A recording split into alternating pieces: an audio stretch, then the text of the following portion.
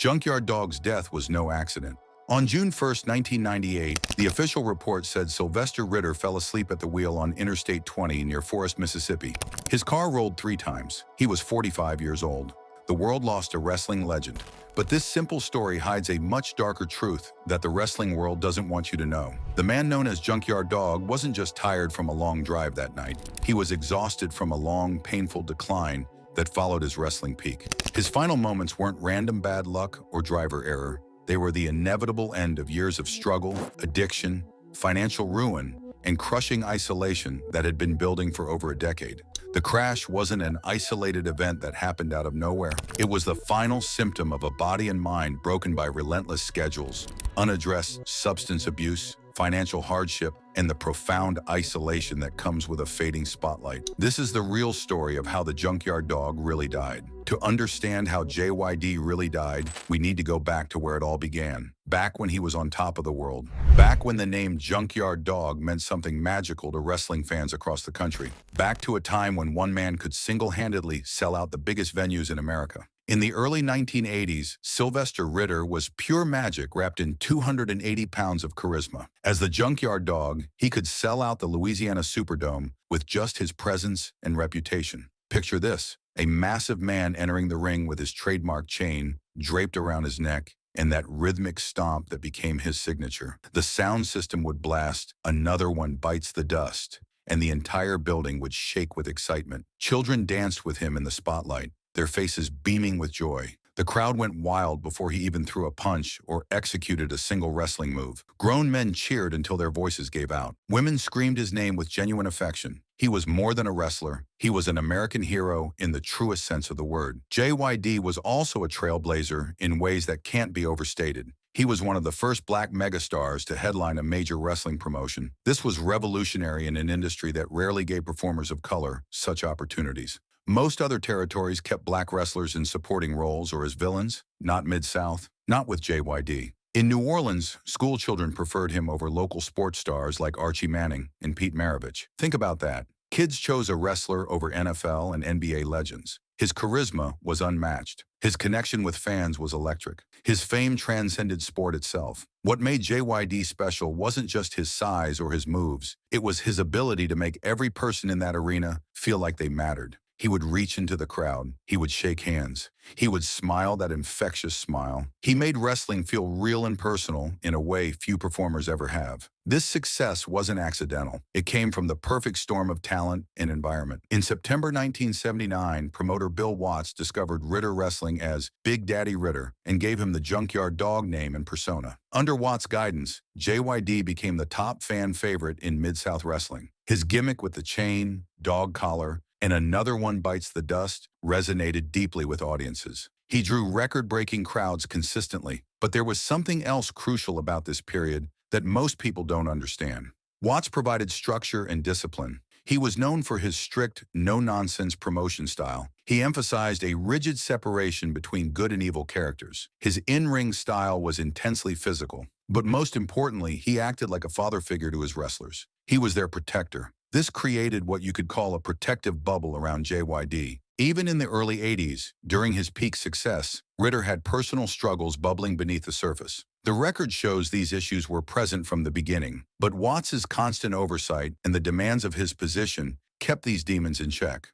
The disciplinary environment of Mid-South maximized JYD's immense talent while containing his self-destructive tendencies. It was a delicate balance that worked perfectly. His most famous storyline proved this system worked. The blinding angle with the fabulous Freebirds was wrestling storytelling at its finest. The storyline was intensely personal and emotionally charged. It captivated fans across the region and drew nearly 30,000 people to a single show in New Orleans. This wasn't just entertainment. This was cultural phenomenon. JYD was at his absolute peak. He was a 4-time Mid-South North American heavyweight champion and 8-time Mid-South Tag Team champion.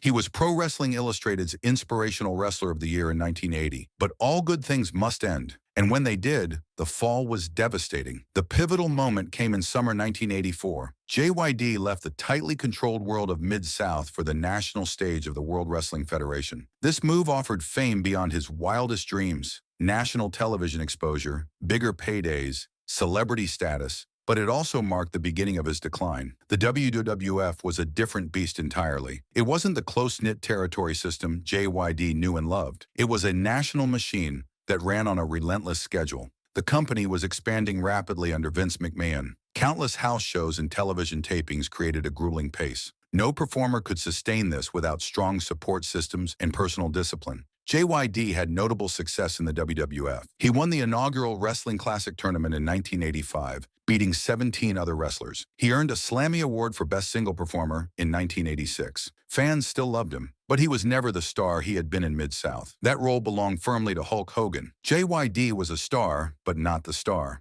More importantly, the absence of Bill Watts created a dangerous vacuum. Without his vigilant taskmaster and father figure, JYD's personal demons took hold with devastating speed. The research makes this clear. He had substance abuse issues in the 80s, but they went downhill dramatically after his WWF move. The grueling national schedule took its toll on his body and mind. The documentary Dark Side of the Ring reveals the grim reality of this period in brutal detail.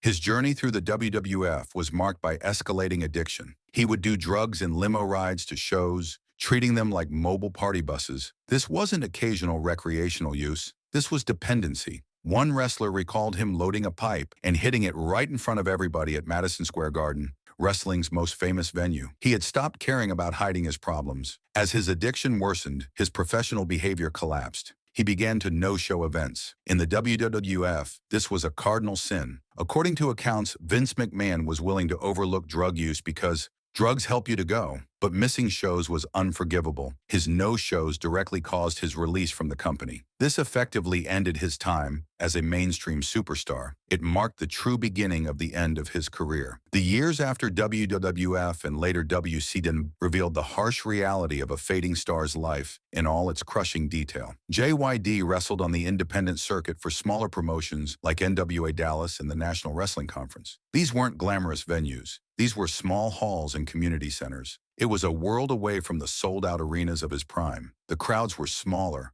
the pay was worse, the respect was gone. But the real tragedy wasn't professional, it was personal and financial. The security he once had was completely gone. This wasn't bad luck or market forces. This was the direct consequence of his own poor choices and lack of planning. The research shows he didn't manage his money well at all. He had the misguided belief that his earnings would never end. He spent like the good times would last forever. This financial mismanagement forced devastating changes to his daily life. A man who had been a headliner, who had sold out major arenas, now took humbling part-time jobs just to survive. He worked at Walmart in Las Vegas, stocking shelves and dealing with customers who might or might not recognize him. Most crushing of all, he had a job repossessing cars from people who couldn't make their payments. Think about that symbolism for a moment. The Junkyard Dog, once a national hero who inspired millions, was now literally collecting society's discarded assets. He had fallen from headliner to garbage collector of forgotten dreams. The irony was as painful as it was perfect. The desperation and isolation of this period are illustrated by one final, heartbreaking anecdote